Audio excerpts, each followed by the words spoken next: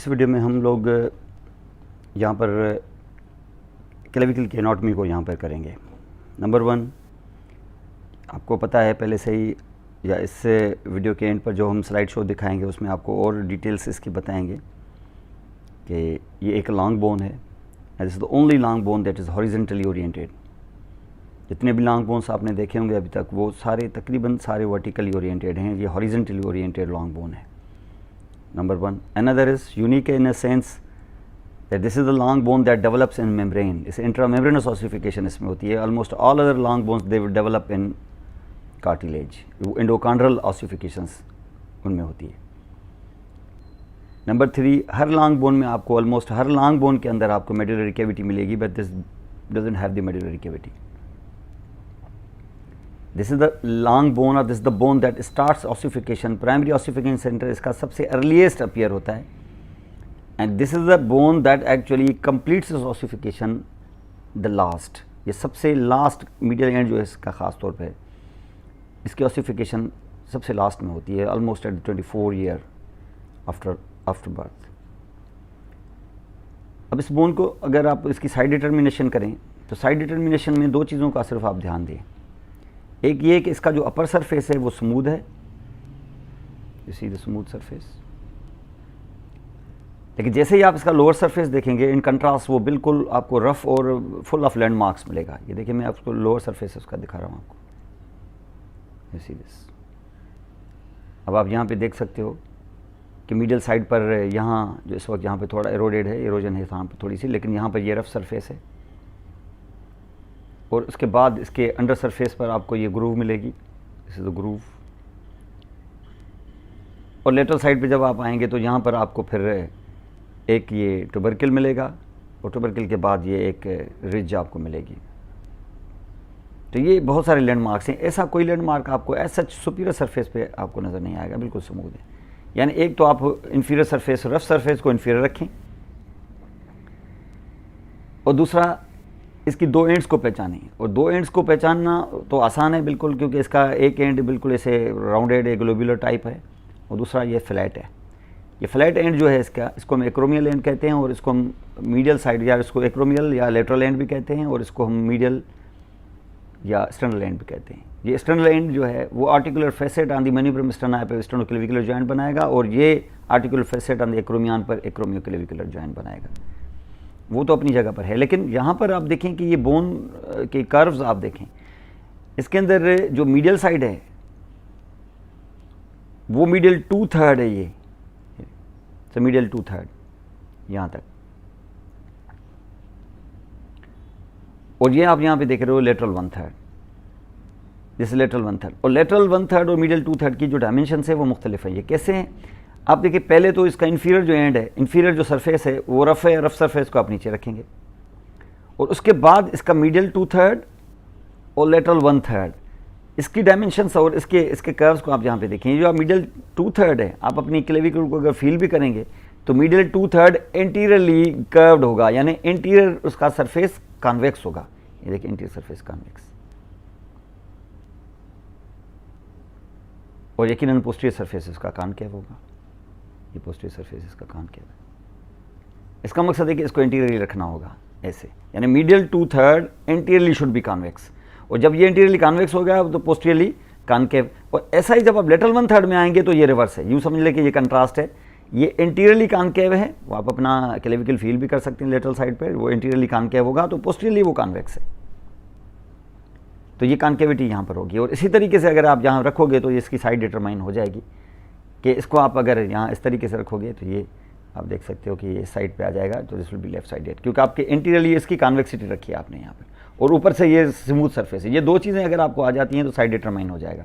क्योंकि अगर आप इसको आप इसको इस तरफ ले जाएंगे तो ये एंड चेंज होगी, लेकिन आप कहेंगे कि नहीं हम इसको ऐसे रखते हैं ऐसे, तो देखिए साइड से इसकी इन्फीरियर सरफेस ऊपर आ गई इसकी, तो इन्फीरियर सरफेस आपकी ऊपर आ जाएगी। हालांकि कॉन्वेक्सिटी आगे है, लेकिन इन्फीरियर सरफेस ये ऊपर आ गया, इसका मकसद है कि ये रॉन्ग साइड है। इन्फीरियर सरफेस को अगर आप नीचे करोगे तो ये देखिए इंटीरियर सरफेस है इसकी कॉनकेव हो जाएगी, जो नहीं है तो आप साइड चेंज करें, और इसको ऐसे रखें और इसको ऐसे करें। तो दो चीज़ें सिर्फ याद रखें आप, एक मीडियल 2/3 का interior surface should be convex, anteriorly projected, और इन्फीरियर सरफेस जो रफ है उसको आप इन्फीरियर रखें, साइड डिटरमाइन हो जाएगा। उसके बाद आप देखेंगे एक लॉन्ग बोन है, तो इसकी दो एंड्स हैं, ये एक्सटर्नल एंड है और ये इसकी एक्रोमियल या लेटरल एंड है, ये इसकी मीडियल या एक्सटर्नल एंड है। मीडियल या एक्सटर्नल एंड आपको पता है कि ये बिल्कुल ऐसे ग्लोबुलर होगी, ये तकरीबन ये ट्रायंगुलर साइड, और ऐसा ही आप लेटरल साइड से ये फ्लैट देखेंगे। अब आप यहाँ पे देखें इसका, ये अगर इंटीरियर है, ये इसका मीडियल 2/3 है, तो मीडियल 2/3 में आप यहाँ पे पाएंगे interior convex, interior convexity, interior surface, और पोस्टीरियर कॉनकेव सरफेस, उसके बाद का सुपीरियर सरफेस और इन्फीरियर सरफेस। क्योंकि इसका जो कंटोर आप देखेंगे कि ये ऑलमोस्ट यूँ समझ लें कि ग्लोबुलर है, ये 4 सरफेसेस इसके आ जाएंगे। एंटीरियरली ये जो इंटीरियर सरफेस है, इंटीरियर सरफेस से वो मसल्स ओरिजिन लेते हैं जो आपके पेक्टोरल रीजन पे आते हैं, जाहिर इंटीरियर सरफेस से, लाइक दिस। सुपीरियर सरफेस ये स्मूथ जो आप देख रहे हैं, सुपीरियर सरफेस से वो मसल्स ओरिजिन लेते हैं जो आपके नेक में जाते हैं, स्टेनोक्लेडोमास्टोइड, ये नीचे आएगा पेक्टोरस मेजर। फिर इन्फीरियर सरफेस मैंने बताया रफ है, तो इन्फीरियर सरफेस पर भी इवन वो मसल्स ओरिजिन लेते हैं जो आपके फिर रिब्स के तरफ जाते हैं, पेक्टोरल रीजन के मसल से। छोटा सा मसल है, इसको हम सबक्लेवियस कहते हैं, सबक्लेवियस मसल, और इसी का ग्रूव जो है ना, one of the landmarks on the inferior surface ये है, इसको हम कहते हैं सबक्लेवियस, ग्रूव फॉर सबक्लेवियस, यहाँ सबक्लेवियस मसल अटैच होती है। 4 लैंडमार्क जो इन्फीरियर सरफेस पर आप देखते हो जिसकी वजह से इन्फीरियर सरफेस रफ हो जाता है, उसमें से एक लैंडमार्क ये है सबक्लेवियस, ग्रूव फॉर सबक्लेवियस। लेकिन थोड़ा और आप मीडियली आ पाएंगे, जहाँ ये आर्टिकुलर सरफेस है इसका, जहाँ स्टेनोक्लेविकुलर जॉइंट बन रहा है, तो इन्फीरियर सरफेस पे उसके वेरी क्लोज वहाँ पर एक मार्क बनेगा, ये मार्क है जो इस वक्त रोडेड है, लेकिन ये एक मार्क होगा, यहाँ पर एक अच्छा खासा रफ सरफेस होगा।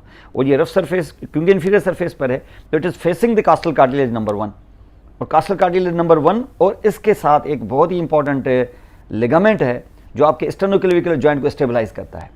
इनडायरेक्ट लिगामेंट है एक तरह से, स्टेनोक्लेविकुलर जॉइंट का लिगामेंट नहीं है, एक्सेसरी लिगामेंट है जो स्टेनोक्लेविकुलर जॉइंट को स्टेबलाइज करेगा, क्योंकि वो कास्टल से आता है, क्लेविकल पे लग जाता है, तो उसको कहते हैं कास्टोक्लेविकुलर जॉइंट, कास्टोक्लेविकुलर लिगामेंट। तो वो रफ सरफेस है फॉर द कास्टोक्लेविकुलर लिगामेंट, ये जो आप रफ सरफेस देख रहे हो। और ये जो आपकी ग्रूव है वो है subclavian groove for the attachment of the subclavius muscle. तो इन्फीरियर सरफेस आपने देखा, लेकिन अगर पोस्टीरियर सरफेस में आप जाएंगे तो posterior surface is concave and smooth, क्योंकि यही वो सरफेस है जिसको टच करते हुए हर वो स्ट्रक्चर जो नेक से आएगा या फिर थोरेक्स में से निकल के ओवर द फर्स्ट रिब जाएगा, तो आपके अपर लिम्ब में एंटर होगा इनटू द स्पेस, जिसको हम कहते हैं एक्जिला। तो एक्जिला में जाता हुआ हर स्ट्रक्चर इस कॉनकेविटी को टच करता हुआ जाता है। इसलिए आप देखेंगे लेटरल 1/3 और मीडियल 2/3 इसकी बिल्कुल डायमेंशन कॉन्वेक्सिटीज बिल्कुल कंट्रास्ट हैं, और ये कर्व लेता है यहाँ पर, जहाँ से कर्व लेता है वो चीज़ वहाँ पर इम्पैक्ट इंजरी के लिए बड़ी इंपॉर्टेंट है, क्योंकि यहाँ से अगर यहाँ से इम्पैक्ट ये होगा कि इंजरी का इम्पैक्ट यहाँ से वो वेव जब पास होगी तो यूजुअली लेटरल 1/3 और मीडियल 2/3 की जंक्शन पर फ्रैक्चर होता है, और अगर फ्रैक्चर हो गया तो ये जो फ्रेगमेंट हैं इसके फ्रैक्चर्ड फ्रेगमेंट्स ये बिहाइंड ऐसे पीछे जा सकते हैं और इसके न्यूरोवेस्कुलर बंडल को क्रश कर सकते हैं। लेकिन नेचर ने नीचे से एक सबक्लेवियस मसल दिया है, वो रिफ्लेक्स कंट्रैक्शन जो करेगा तो इसका फ्रैक्चर्ड फ्रेगमेंट जो होगा वो नीचे चला जाएगा।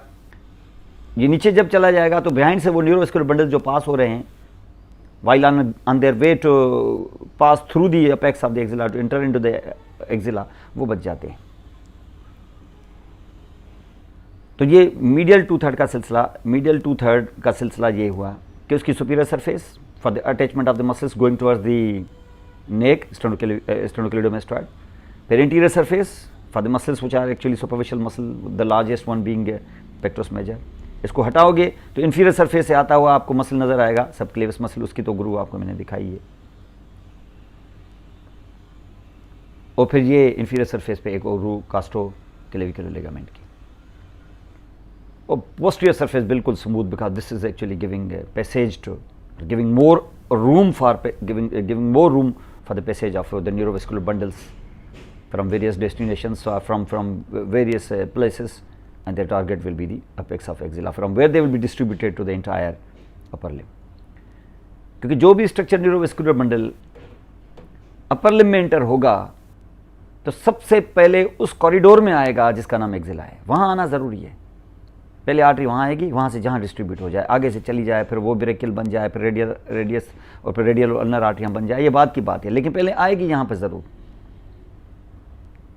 नर्व्स आपकी ऊपर से जैसे निकलेंगी, सर्वाइकल नर्व्स, क्योंकि आपको पता है लोअर 4 सर्वाइकल, 8 सर्वाइकल नर्व्स होती हैं, अपर 4 फादर नेक रीजन है, lower 4 including with the addition of the T1 वो आपके अपर लिम्ब के लिए है। और अपर लिम्ब की ये नर्व्स ऊपर से आती हुई आएंगे तो यकीनन उनके जो इंटीरियर रिम आए होंगे वो प्लेक्सस बनाएंगे, और प्लेक्सस भी क्योंकि नेक से आ रहा है तो नेक से आते हुए वो इस एक्जिला में इंटर होगा। जब एक्जिला में इंटर होगा तो बिहाइंड द क्लेविकल गुजरेगा यहाँ से, इसलिए इसकी कॉन्केविटी दी है ताकि रूम बने वहाँ पर, और वहाँ से जो वेन आएगी वो भी होगी, जो लिम्फेटिक्स होंगे वो भी होंगे। तो all neurovascular bundles leaving or entering into the axilla have to pass behind the posterior concave surface of the medial 2/3 of the clavicle. लेकिन जब आप लेटरल साइड पे आओगे तो लेटरल साइड पर यहाँ पर 4 सरफेसेस नहीं होंगी, यहाँ पर 2 बॉर्डर्स होंगे और 2 सरफेसेस होंगे, क्योंकि ये फ्लैट है तो 4 सरफेस नहीं बनेंगे। तो इंटीरियर बॉर्डर, पोस्टीरियर बॉर्डर, ये देखें पोस्टीरियर बॉर्डर, इंटीरियर बॉर्डर होगा वो देखें कॉन्केव हो जाएगा in contrast to the anterior surface of the middle 2/3, और पोस्टीरियर जो बॉर्डर होगा वो फिर कॉन्वेक्स हो जाएगा in contrast to the posterior concave surface of the middle 2/3। तो लेटरल 1/3 और मिडिल 2/3 कंट्रास्ट है, लेकिन सुपीरियर सरफेस इंफीरियर सरफेस होगा। जो सुपीरियर सरफेस है वो खासा स्मूथ, लेकिन जो इंफीरियर सरफेस होगा फिर वो रफ, क्योंकि इंफीरियर सरफेस पर रफनेस बहुत है। तो सुपीरियर सरफेस देखिए, इंटीरियर जो बॉर्डर आप देख रहे हो, इंटीरियर बॉर्डर यहाँ से एक मसल अटैच है, और यही मसल फिर एक्रोमियन पे भी चला जाएगा और फिर स्पाइन ऑफ स्कैपुला पे भी, ये आपका डेल्टॉइड है। तो इंटीरियर 2/3 का ये जो इंटीरियर बॉर्डर है लेटरल 1/3 का, this is for the deltoid, sorry this will B for the trapezius. तो ये ट्रेपेजियस के लिए, लेकिन ऐसा ही ऊपर पीछे की तरफ जो बॉर्डर देखेंगे ये this is for the deltoid, और ये डेल्टॉइड तक जाएगा, मतलब ये डेल्टॉइड को ओरिजिन दिलवाएगा, और डेल्टॉइड यहाँ से भी होगा और साइड से भी, और फिर पूरे एक्रोमियन से होता हुआ फिर स्पाइन ऑफ स्कैपुला तक भी निकल जाएगा। तो यहाँ से आप जाएंगे ये पूरा बैक तक आप चले जाएंगे, तो पूरा एक कैप लाइक शोल्डर के ऊपर आपको मिल जाएगी। ये आप चल के मसल्स में देखेंगे, लेकिन यहाँ आप देखो कि इंटीरियर बॉर्डर पर ट्रेपेजियस और पोस्टीरियर बॉर्डर पर यहाँ दिस वन, अंडरस्टैंड। जहाँ पर अगर फॉर एग्जांपल आप इस तरीके से जब स्कैपुला यहाँ पर लगाएंगे, आप यहाँ पे स्कैपुला अगर लगाएंगे तो आप यहाँ पे देखोगे कि अंदर अंदर से यहाँ इंटीरियर बॉर्डर, और फिर इस तरीके से यहाँ पर आप चले जाओगे तो you will have the trapezius, और इसी तरीके से बाहर से आप आएंगे तो यू विल हैव, तो बाहर का बॉर्डर ये होगा लेटर।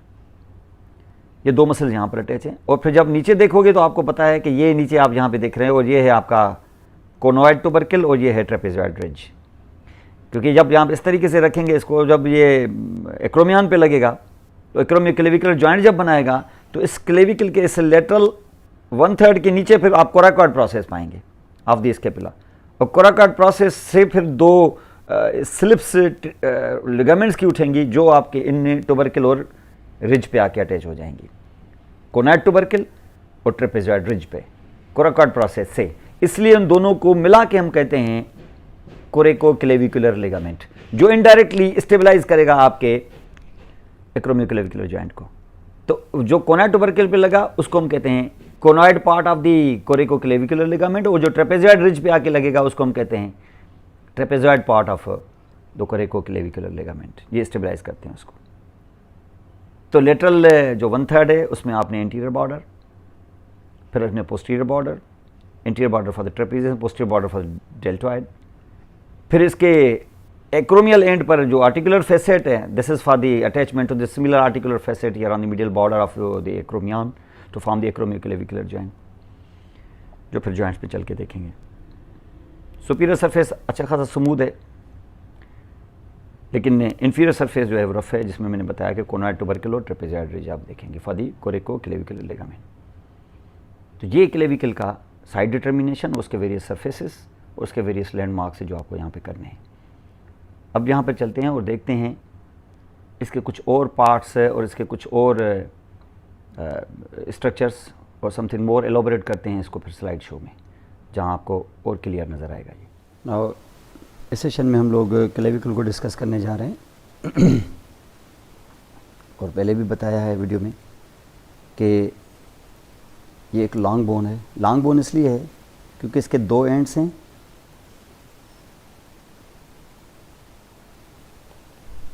एक्रोमियल एंड और स्टर्नल एंड, और इसका एक इंटरवीनिंग शेफ्ट है। तो दो, अगर उसके किसी बोन का एक शेफ्ट और दो एंड्स होती हैं तो ये लॉन्ग बोन होता है। लेकिन ये डिफरेंट है दूसरे लॉन्ग बोन से, क्योंकि this is the only long bone that is horizontally placed. This is probably the only long bone that doesn't have the medullary cavity. इसके अंदर मेडुलरी कैविटी नहीं है। And this is the long bone that develops in membrane. ये इंट्रामेम्ब्रेनस ossification से develop होता है, जैसे other bones एंडोकांड्रल से होते हैं। This bone has the ossification centre, जो प्राइमरी ऑसिफिकेशन सेंटर है इस बोन में सबसे पहले अपीयर होता है, और ये बोन सबसे लास्ट ऑसिफिकेशन कंप्लीट करता है। इसको हम कॉलर बोन भी कहते हैं वैसे, जैसे स्कैपुला को कहते हैं शोल्डर ब्लेड। ये एक तरह से स्ट्रट का रोल प्ले करेगा between the axial skeleton that is sternum and the scapula. तो मैन्यूब्रम स्टर्नाई के आर्टिकुलर फैसेट से लेके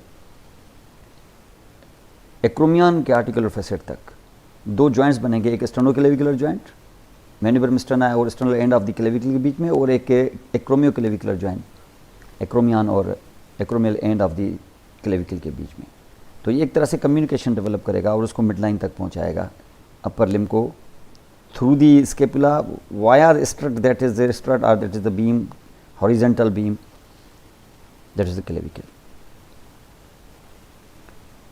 क्लेविकल यूँ समझे कि इसका इंटीरियर सरफेस जो है ऑलमोस्ट सबकुटेनियस है और सीरियसली कंप्रोमाइज़ हो जाती हैं अगर इसका फ्रैक्चर, जो काफ़ी कॉमन है इसके फ्रैक्चर्स, और एवरीडे लाइफ आपकी अफेक्ट कर सकते हैं badly, because upper limb humerus जो है उसको root of the upper limb जो आपकी ह्यूमरस जो है वो ग्लेनोइड फोसा में हो, और ग्लेनोइड फोसा स्केपुला का हिस्सा है, और स्केपुला स्केलेटन के साथ एज सच एक्सियल स्केलेटन के साथ ना पीछे वर्टिब्रल कॉलम के साथ वो ज्वाइंट नहीं है।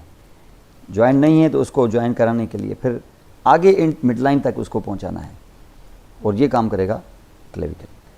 बताया आपको कि साइड डिटर्मिनेशन के लिए सिर्फ आप दो चीज़ें देखें, बल्कि तीन ना देखें, दो देखें। एक तो इसका रफ सरफेस जो है वो इन्फीरियरली रखें, दिखाते हैं रफ सरफेस, उसमें लैंडमार्क्स ही लैंडमार्क्स है, 4-5 मेजर लैंडमार्क्स उसके इन्फीरियर सरफेस पे हैं। सुपीरियर इन कंट्रास्ट वो बिल्कुल स्मूथ है।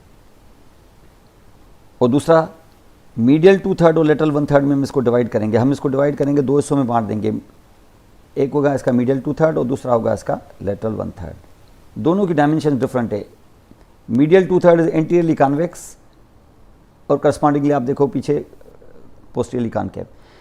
लेटरल 1/3 जो है आपका वो उल्टा है, एंटीरियरली कॉनकेव और पोस्टीरियरली कॉन्वेक्स। ये आप अपने क्लेविकल को बॉडी पे फील भी करोगे तो अभी आपको लगेगा कि बिल्कुल ऐसे ही है। तो इंटीरियरली कॉन्वेक्स आप देखें, इंटीरियरली उभरा हुआ है, आगे बिल्कुल फील होगा आपको, और जैसे 2/3 खत्म होगा एकदम से देखेंगे कर्व आ जाएगी, कॉन्केविटी बन जाएगी। ये लेटरल 1/3 शुरू हो गया। और ये जो जंक्शन होती है ख़ास तौर पे यहाँ पर, ये मोस्ट वल्नरेबल और वीकेस्ट पॉइंट होती है। तो usually the site of fracture is this medial 2/3 और लेटरल 1/3 की जंक्शन। तो इससे आप यहाँ पर इसकी साइड डिटर्मिनेशन कर सकते हैं। दो चीज़ें, एक इंफीरियर सरफेस को रफ रखें और मीडियल 2/3 के इंटीरियर सरफेस को आप कॉन्वेक्स रखें। ये रखेंगे तो साइड डिटर्मिनेशन हो जाएगी। ओरिएंट ऐसे करें आप। बताया आपको दो एंड्स और एक शेफ्ट है। दो एंड्स पे आ जाएं पहले। ये एक्सटर्नल एंड है, ये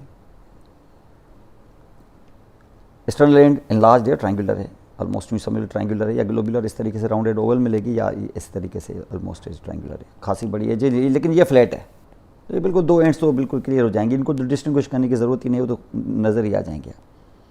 एनलार्ज ट्रायंगुलर एंड ये देखें आप, एक्सटर्नल एंड। और ये आर्टिकुलर फैसेट, क्लेविकुलर फैसेट जो होता है मैन्यूब्रम स्टर्नाई पे, वहाँ पे ये जॉइंट बनाता है, स्टर्नोक्लेविकुलर जॉइंट, जिस sternoclavicular joint.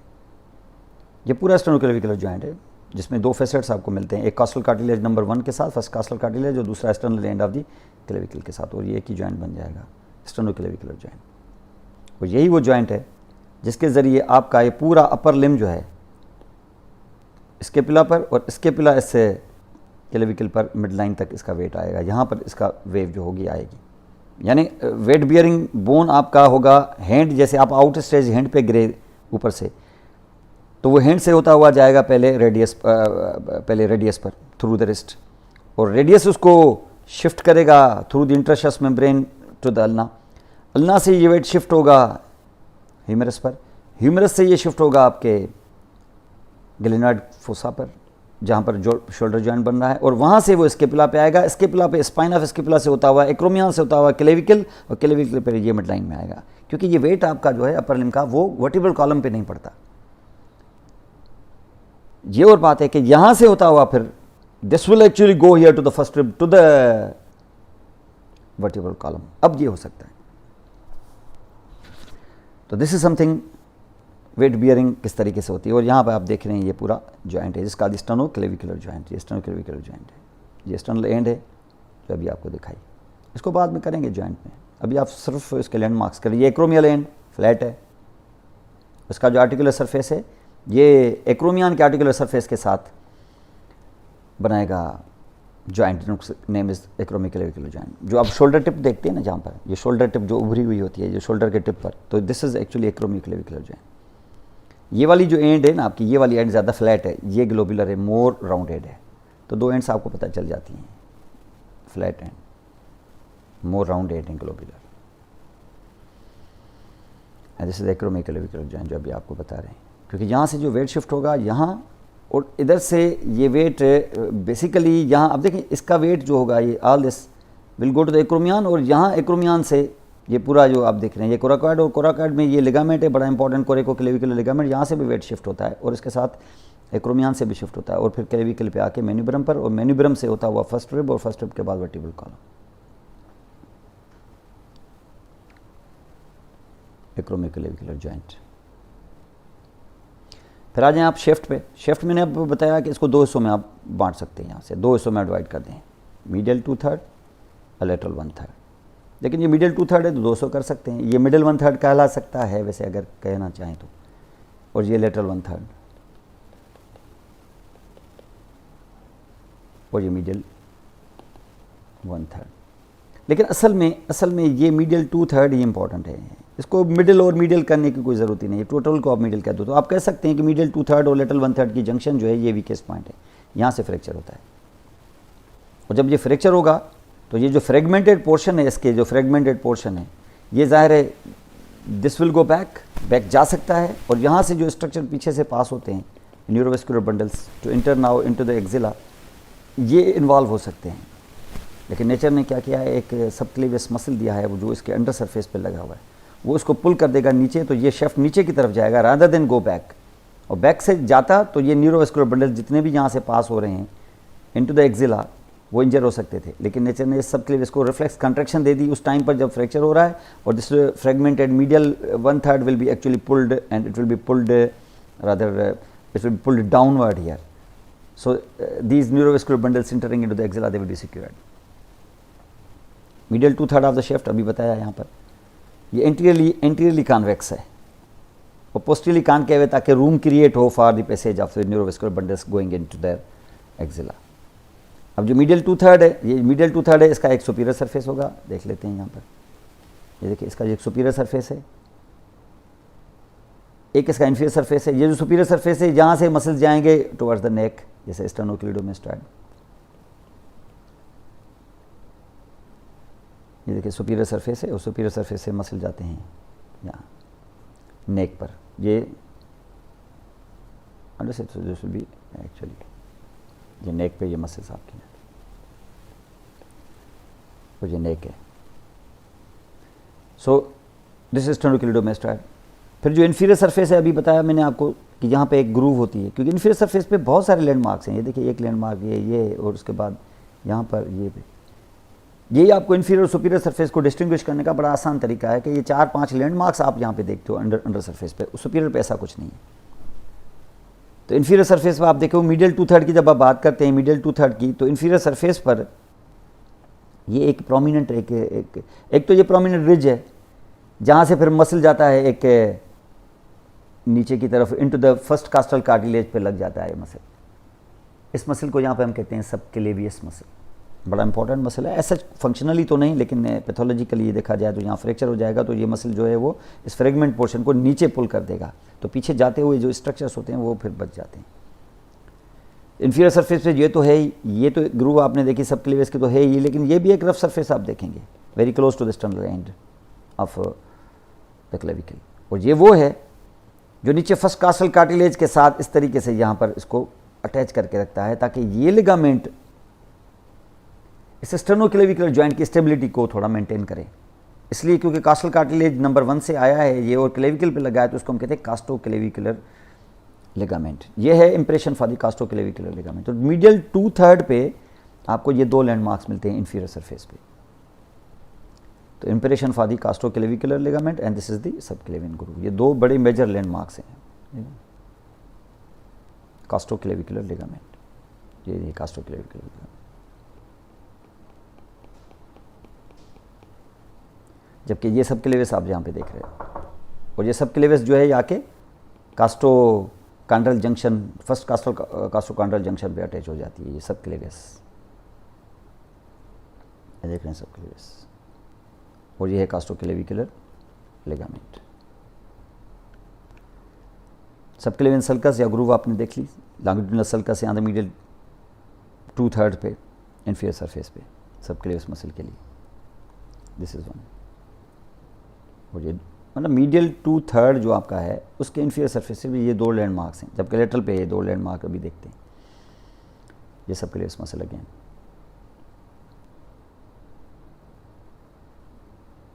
this one attached here to the undersurface of the clavicle in the subclavian groove. See again.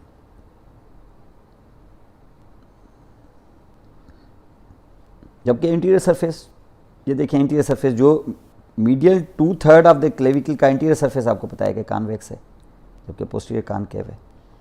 और जो इंटीरियर सरफेस है यहाँ से मसल अटैच होगा, और ये मसल जो होगा वो फिर ह्यूमरस की तरफ ऐसे जाएगा। और यही मसल फिर आपको पता है कि मेन्यूब्रम स्टर्ना है, और स्टर्नम से भी, बॉडी ऑफ स्टर्नम से भी ओरिजिन लेता है, और ये बहुत बड़ा मसल है, ये पेक्टोरल मसल है जिसको पेक्टोरस मेजर कहते हैं। तो यहाँ से clavicular part of the pectoralis major origin लेगा, जबकि मेन्यूब्रम स्टर्ना है स्टर्नम से लेगा sternocostal part of pectoralis major. और ये एक ही टेंडन बनाएंगे जो ह्यूमरस में अटैच हो जाएंगे, और ह्यूमरस को अपनी तरफ पुल करेंगे, माना ये एडक्शन करते हैं, बड़ा स्ट्रॉन्ग एडक्टर है आपका। जबकि मैंने बताया कि ये इंटीरियर 2/3 जो आपका कॉन्वेक्स है, तो पोस्टीरियर 1/3 कॉनकेव है, ताकि पीछे से जाते हुए सारे स्ट्रक्चर्स जितने भी हैं इनको रूम मिल सके। और इस तरफ आपकी है फर्स्ट रिब, ये क्रोमियान है, तो पीछे होगा सुपीरियर बॉर्डर ऑफ स्केपुला, ये है outer border of the first rib, और ये है posterior surface of the clavicle. तो ये जो ट्रायंगल क्रिएट हुआ है एक तरह से, ये ऊपर नेक की तरफ ऐसे, तो नेक से आते हुए स्ट्रक्चर सारे यहाँ एंटर होते हैं, तभी जाते हैं आपके अपर लिम्ब में। तो इसको हम कहते हैं अपेक्स ऑफ एक्जिला, क्योंकि नीचे जब आ जाएगा ये, तो एक तरह से आपका ये एक्जिला क्रिएट हो जाएगा, तो दिस विल बी एक्जिला, तो एक्जिला यहाँ आ जाएगा। तो न्यूरोवास्कुलर बंडल्स यहाँ से आते हैं, तो this will be called as the apex of axilla, क्योंकि आप एक्जिला में जाएंगे तो ये छत खुला हुआ है एक तरह से, तो यहाँ से स्ट्रक्चर आएंगे जाएंगे। और अगर हार्ट से कोई आर्टरी आती है जैसे सबक्लेवियन आर्टरी, तो वो भी जंप लगा के ऐसे आएगी over the first rib to cross the upper outer border of the first rib to come here into this space, और ये स्पेस गाइड करेगा इसको इनटू द एक्जिला। ये देख रहे हैं आप, ये बाउंड्री है अपेक्स ऑफ एक्जिला की, और यहाँ आप एक्जिला में आ गए क्योंकि ये ह्यूमरस है यहाँ पर, और ये आपकी रिब्स हैं। जब ये यहाँ पे ऐसे करेंगे तो ये एक्जिला ऐसे आएगा। लेटरल 1/3 ऑफ द शेफ्ट है, ये फ्लैट है, ये इंटीरियरली, जैसे ये इंटीरियरली कॉन्वेक्स था और पीछे कॉनकेव था, ये उल्टा है। और फ्लैट होने की वजह से इसका इंटीरियर बॉर्डर है, पोस्टीरियर बॉर्डर है, सुपीरियर सरफेस और इंफीरियर सरफेस। यहाँ इसके 4 सरफेसेस थे, interior surface, posterior surface, superior and inferior. ये इसका लेटरल 1/3 लिखा है। तो ये आगे से ये देखेंगे कि आगे से ये आगे से कॉनकेव है, ये इसका इंटीरियर बॉर्डर है, ये इसका पोस्टीरियर बॉर्डर है, जबकि ये उल्टा है। ये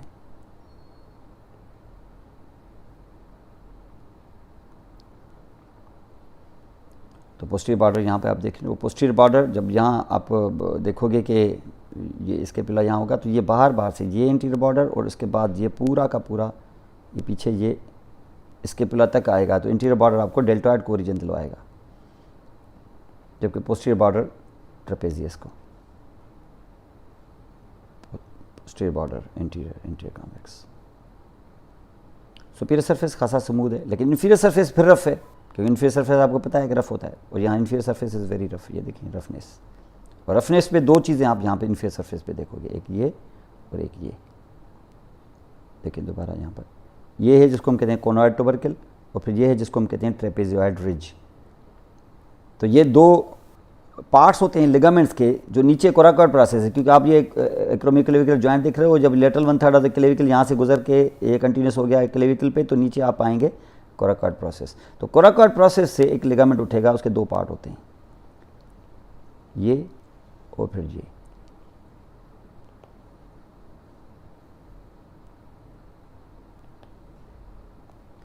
तो ये लिगामेंट जो होते हैं इसको कोरेकोक्लेविकुलर लिगामेंट कहते हैं। एक कोनॉइड पार्ट है इसका और एक ट्रेपेजॉइड पार्ट। तो ट्रेपेजॉइड और कोनॉइड पार्ट्स इसी तरीके से यहाँ पर ये कोनॉइड ये ट्रेपेजॉइड रिज है जो इस वक्त आपको ग्रीन कलर की दिखा रहा है। यहाँ पर ये trapezoid part of the coracoclavicular ligament attach होगा।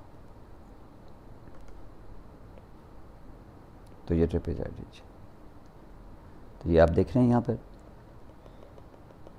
ये इसका पोर्शन जो आप यहाँ पे देख रहे हैं ये ट्रेपेजॉइड है और ये कोनॉइड।